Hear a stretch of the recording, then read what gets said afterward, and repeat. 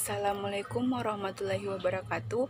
Perkenalkan, nama saya Winda Asmarani Rahman, NIM J1A1 18035, konsentrasi kesehatan dan keselamatan kerja, jurusan kesehatan masyarakat, Fakultas Kesehatan Masyarakat, Universitas Halu Oleo, angkatan 2018.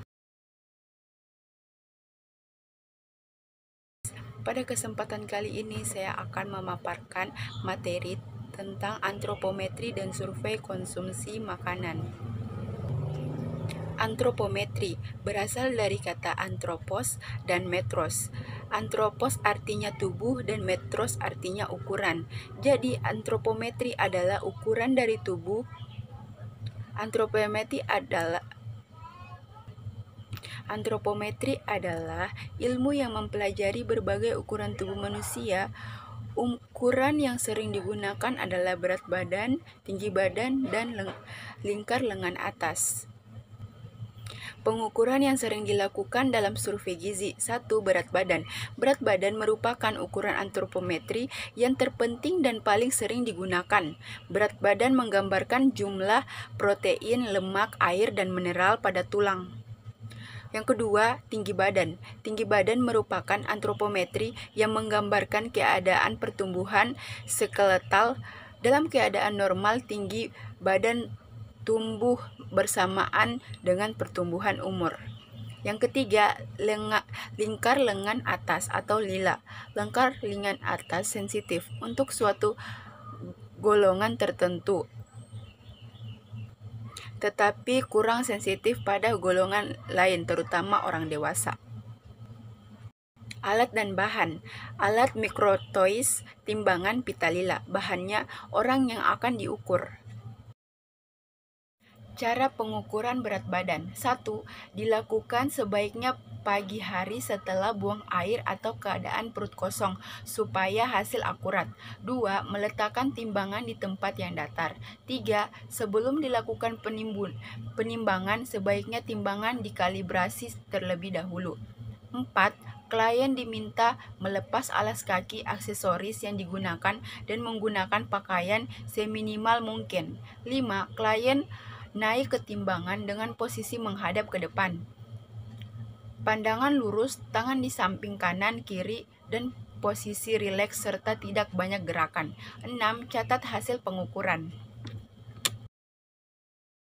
Ukuran berat badan. 1. Cari tempat dengan alas rata dan dinding yang tegak lurus. 2. Gantungkan mikrotois secara tegak lurus pada dinding dengan terlebih dahulu menariknya sampai angka 0. 3. Orang yang akan diukur diminta melepaskan alas kaki, topi, dan lain-lain yang dapat mengganggu pengukuran tinggi badan. 4. Orang yang akan diukur diminta berdiri tegak dengan mata memandang lurus ke depan, bahu lurus, punggung dan pantat menempel ke dinding, kaki rapat dan tumit menempel di dinding. 5. Mikrotois ditarik ke bawah sampai tepat di puncak kepala. Pembacaan sampai milimeter atau mm terdekat dilakukan dengan mata memandang sejajar dengan jarum penunjuk mikrotois. Cara pengukuran lingkar lengan atas. 1. Pengukur berdiri menghadap bagian kiri orang yang akan diukur. 2. Orang yang diukur berdiri tegak menghadap lurus ke depan. 3. Pengukuran dilakukan pada lengan kiri atau pada lengan yang tidak sering digunakan untuk aktivitas. 4. Orang yang diukur diminta untuk membengkokkan siku 90 derajat dan meletakkan lengan bawah di depan tubuh. Cari tonjolan tulang pada bahu dan punggung siku. Ukur jarak kedua ujung tulang tersebut dengan menggunakan tali. Lipat tali menjadi dua bagian yang sama dengan tanda dengan spidol pada pertengahan kedua tonjolan tulang tersebut. 5. Lingkaran pita ukur secara pas pada lengan setinggi tangan tadi. 6. Baca dan catat hasil pengukuran sampai milimeter terdekat.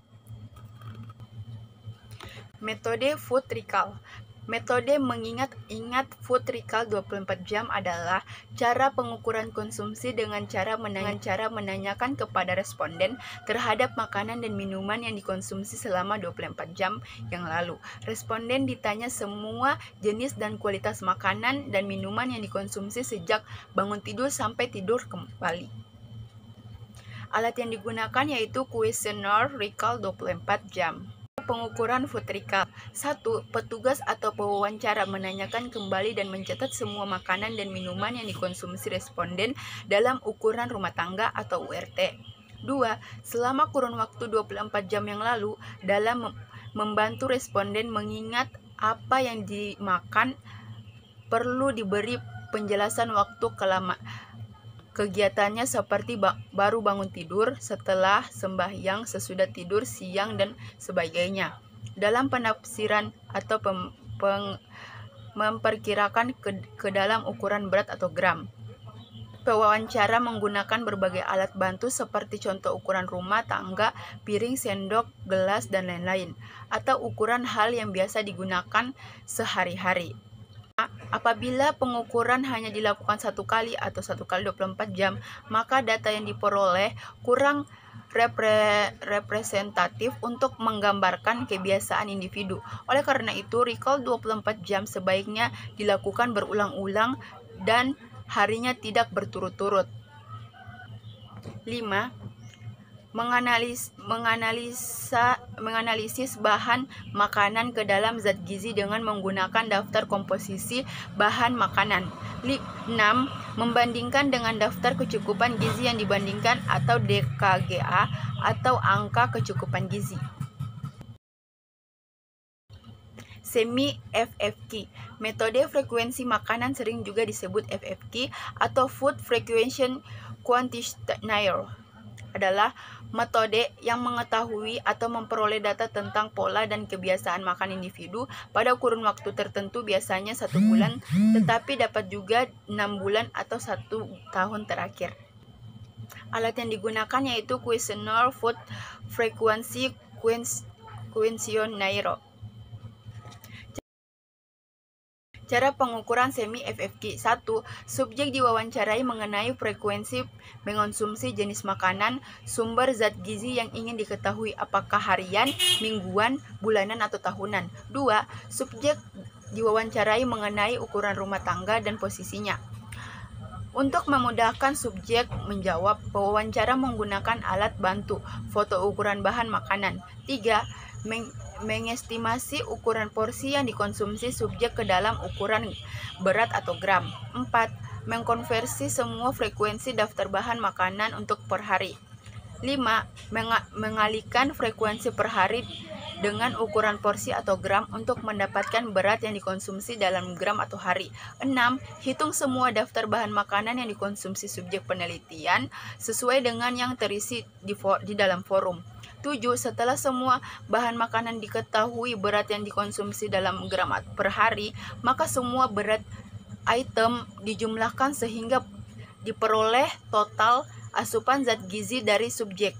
8. Cek dan teliti kembali untuk memastikan semua item bahan makanan telah dihitung dan hasil penjumlahannya berat atau gram bahan makanan tidak terjadi kesalahan. Baik, itu saja yang dapat saya sampaikan. Lebih dan kurangnya mohon dimaafkan. Wabillahi taufiq wal hidayah.